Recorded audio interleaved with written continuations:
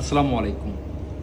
STP হলো এমন একটি সিস্টেম বা প্ল্যান যেখানে বাথরুম এবং টয়লেট এবং রান্নাঘর বা ইত্যাদি থেকে আসা যে পানিগুলো একটি ট্রিটমেন্টের মাধ্যমে পরিশোধন করা হয় তাকে বলা হয় সুইরেজ ট্রিটমেন্ট প্ল্যান্ট। আমরা এই বিষয়টা অনেকেই জানি। সুইরেজ ট্রিটমেন্ট প্ল্যান্টের কয়েকটি ধাপে কাজ করে।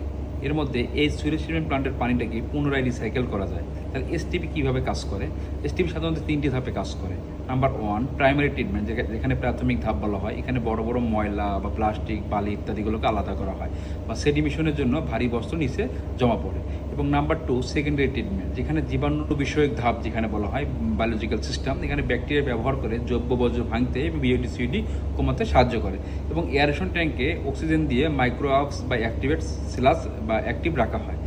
নাম্বার 3, টারশিয়ারি ট্রিটমেন্ট, যেখানে চূড়ান্ত ধাপ বলা হয়েছে। পানির আরও পরিষ্কার করা হয় ফিল্টারেশনের মাধ্যমে এবং ক্লোরিন ইউজ করা হয়, যা পানিকে পুনরায় ব্যবহার করা যায়। এই পানিকে বিভিন্ন ধরনের টয়লেট ফ্লাশিং, গার্ডেনিং বা কার ওয়াশিং বা রোড ওয়াশিং, বিভিন্ন ধরনের ফ্লোর ওয়াশিং কাজে এই পানি ব্যবহার করা হয়। ধন্যবাদ।